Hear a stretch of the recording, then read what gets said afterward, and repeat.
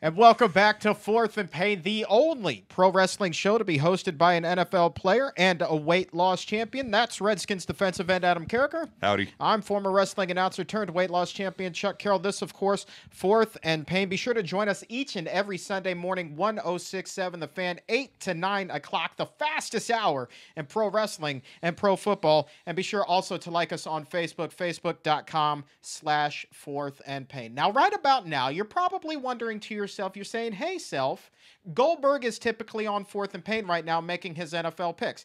Well, here's what happened. He sends his apologies. A water pipe burst in his house. Great big old mess. Who are we to say, hey, put us above a flood? So he's taking care of that. He'll be back next week. But instead, Adam, I thought, wouldn't it be nice to go back and revisit your revolutionary BCS idea with the BCS Bowls right around the corner this week? Well, you had a chance to look at the document a little bit more, and you said you had some questions. You said it's very in-depth, but it's not too difficult at the core to understand, but you did have some questions. Yeah, the 21-page document, as you said, very much simplistic at its core. So, yeah, let me start by asking you, in this document, there was like a committee that kind of oversees everything. What exactly is this committee? Basically, the committee plays a huge role. They do three things. Number one, they will, as we get along in this document, they will decide the best bowl matchups, the most intriguing bowl matchups, the most exciting, instead of, just teams being randomly paired together and you have these horrible matchups like Louisville versus Florida or something like that. They'll make them more intriguing, exciting. The second thing is they determine who gets in and out of the playoffs, and I will explain that here in a couple of minutes as well. It's basically 10 of the most respected minds in all of college football, and they have to reach a majority decision, which is 7 out of 10, a 70% agreement on whatever it is they're deciding. They also handle anything that comes up that's not thought of, that's out of the ordinary. They can get together and they can figure it out with a 70% majority decision. Oh, it's like the Senate of college football. Except hopefully they don't stink. All right, next question that I have for you after looking through. What is the first really big change that people will notice? The first major change is I make it 4 major BCS conferences, 4 16-team conferences, instead of having 6 BCS conferences and you got the Big East and the ACC and all these conferences. Because what happens in these title games, like for instance the ACC title game last year, if you want to just pick a game, Georgia Tech could have won the ACC, could have gone to the Orange Bowl with a 6-6 record. They're 6-7, and yet they could have now, after they lost the game, only lost by 5 points. They were 5 points away from playing in that Orange Bowl. Like, teams like that should not be able to play in a BCS game. So you have to have more teams to ensure that there's better teams playing to get in these BCS games so every conference champion is actually worthy. And some of the other things that happened is I had to eliminate a few teams because there were 69 BCS teams, and now I've got it down to 64 because 4 times 16 is 64. So some of the teams I got rid of would be like Wake Forest, USF, Temple, and I got rid of them basically because there's a bunch of teams already in those states. Like there's already 3 other Florida teams, and now USF makes 4. And it's just, I think the downfall of the other Florida schools was about the same time USF came about. And I think it's because they stole the in-state recruiting, and it has made those schools a lot less good. They're diluting the talent. Diluting the talent. Thank you very much. Yeah. I'm having trouble talking. And basically, I got rid of TCU and Utah as well. And the reason is because they're some of the most recent teams who are already non-BCS teams. So I had to get rid of some teams. So I just put them back into non-BCS teams. Utah has only been a BCS team for about 2 years. TCU, 1 year, I believe. And neither one of them have done anything since they've been a BCS team. And so basically, there's 4 major BCS conferences. All right, you're watching Fourth and Pain with Adam Carriker, Chuck Carroll. Adam is going over his idea for overhauling college football and finally being able to crown an undisputed national champion. I should also say that there's still 4 non-BCS conferences, so it's not like Wake Forest and Utah are just gone out of college football. They're just non-BCS teams now. All right, so we talk about the conference realignment, who's in, who's out. What is the next big change? To me, the next big change is the bowl games being played more the traditional way that they used to. For instance, all the non-BCS games should be done by January 1st. And on January 1st, you have the 4 major BCS games: Rose, Fiesta, Sugar, and Orange. And also the pairings in those games, I would like them to be more the traditional way, to where the Pac, there's going to be 16 teams, so I just assume they're going to be the Pac 16.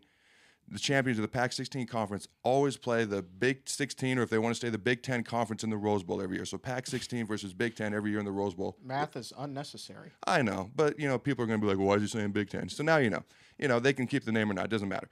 But they're always going to play in the Rose Bowl. The SEC champ always goes to the Sugar Bowl. The ACC champ always goes to the Orange Bowl. The other thing is the highest rated non-BCS team whoever that may be, whether it's a top 10 Boise team, whether it's a top 10 TCU team. I went back through the years. Like in '08, it would have been a number 6 Utah. In '06 would have been a number 10 Boise. In '04, a number 5 Utah. In '09 would have been a number 4 TCU. So these teams are usually undefeated, usually in the top 10, top 5, will automatically get a berth into the BCS as well.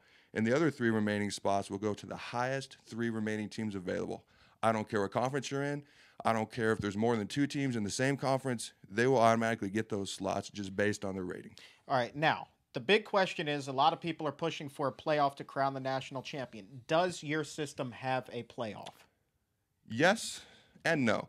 And let me explain, because how this works is all the bowl games, the BCS bowl games are played on January 1st. On January 8th, there can be a playoff or there may not. Give me a second, I'll get back to that. And on January 15th is the national championship. So what you do is after the BCS bowl games have been played, you look at the top 4 teams in the nation and you decide, are there 4 teams worthy of playing for a national championship? Are there 3 or are there only 2? There has to be 2, obviously. And you do this by looking at their record. You know, if 1 and 2 are undefeated and 3 has a loss, then number 3 and 4 don't need to play. Number 1 and 2 can get a bye automatically into the game. There's no playoff. If 1, 2, and 3 all have the same win-loss record, let's say they're all 11 and 1, then you have a 3-team playoff. Number 2 and 3 play while number 1 gets a bye, and the winner of 2 and 3 plays number 1 on January 15th, the national title game. If there's 4 teams that are worthy of getting in, then you just have a 14 playoff. Winners playing the national title game. To me, you look at the win-loss record. You also have to win your conference. You also have to win your bowl game. It's not mandatory because it's going to vary from year to year. Like last year, Alabama didn't win their conference, but because they're ranked number 2, they have to be in the national title picture. So it's going to vary from year to year, and that's where the committee would come in and make those decisions. Okay, so let's recap then. I mean, you talk about playoff worthy, and you just talked about records and conference championships and things like that. Can you define specifically what it is that makes a team playoff worthy? Yeah, basically, in my mind, if you're looking at the top 4 teams at the end of the year, you're looking at a team that won their conference. Because if you're not the best team out of 16 teams, how can you be the best team out of 120-some teams? You're looking at a team that won their BCS bowl game. Because to me, a BCS bowl game is essentially like a playoff game. It is big, it's enormous, you must win it. And also, you have to match or have a better win-loss record than the other teams in the top 4. And one other thing I want to explain is you don't want to go outside of the top 4 because it creates another weekend of playoffs, which is just unnecessary because there's only 4 BCS conferences, so there can only be 4 BCS conference champions. There's only 4 BCS bowl games, and non-BCS teams can play in these bowl games, so there's only 4 BCS bowl game champions. So you never need more than 4 teams to be evaluated after the bowl games have been played. All right, here's the big one. Give us the simple version of your plan. And is it better? Why is it better than the current BCS system? Well, here's how it works. You play the conference championship games. You need to win your conference championship. You go to the BCS bowl games. You play them out. Pac-16 versus Big Ten in the Rose, SEC in the Sugar, and so on and so forth. You match up the at-large teams. You match up the one non-BCS team that gets the automatic bid based on being the highest-rated non-BCS team. You match up those pairings and basically just try to make the most exciting games. Once those are over, you look at the 4 highest-rated remaining teams, number 1, 2, 3, and 4 in the polls, and you decide based on win-loss record, who won their conference, who didn't, who won their bowl game, and who didn't, who gets in. There has to be a minimum of 2, maximum of 4. And last question, and obviously you can head to fourthandpain.com, download the entire 21-page document. Tons of nuggets in there, well worth the read. Simple at its core, a lot of fun stuff to pick through. But my last question to you, Adam, how would your system have worked this year? Well, one last thing about your question I forgot to answer. To me, what makes this better than the BCS this year, or the BCS, is it maintains the importance of the regular season, which is what's special and unique about college football, and actually finds a true national champion. How it would have worked this year? For instance, you have to keep in mind teams are in conferences that otherwise do not exist. Like, for example, Notre Dame's now in the Big Ten in my system. The Big 12 is no longer around, so Oklahoma State, Texas are all in the Pac-16. The Big East is also gone. Florida's now in the ACC to actually legitimize the ACC, so it's not a joke. It's not just a basketball conference. And so here's how it would have worked. Stanford would have played Oklahoma in the Pac-16 championship. Great matchup we would otherwise never see. Notre Dame, Kansas State, who's also in the Big Ten, playing the Big Ten championship. Another matchup we would never see. And Alabama wins the SEC. Florida would win the ACC. And so how this works, in the Rose Bowl, I just predict Notre Dame winning the Big Ten title, Stanford winning the Pac-16. This could play out anyway. It really doesn't matter. And so the champions of those two conferences automatically meet in the Rose Bowl. SEC champ Alabama to the Sugar Bowl, ACC champ to the Orange Bowl. And so you have Northern Illinois, and this is actually the lowest rated non-BCS team to ever get in. Northern Illinois with the automatic non-BCS bid is the highest non-rated BCS team. Then the next three highest rated teams are number 6 Georgia, who gets basically left out of the BCS now, but not in my system. Number 6 Georgia, you got number 4 Oregon, you got LSU. Basically the matchups would be Georgia and Northern Illinois in the Fiesta Bowl, irrelevant towards the national title. Alabama would play Oregon. How fun would that be to actually see? And then Florida would play LSU. Remember, Florida's not in the SEC, in the Orange Bowl. So, anybody can win these games. But based on my projections, you got number 1 Notre Dame, 2 Alabama, 3 Florida, 4 Georgia. And so Georgia has 2 losses, so they're out because 1, 2, and 3 all have 1 loss. And then they all won their bowl games, and they all won their conference championships, so you need a 3-team playoff. So number 3 Florida would travel to number 2 Alabama. Number 1 Notre Dame would get a bye on January 8th.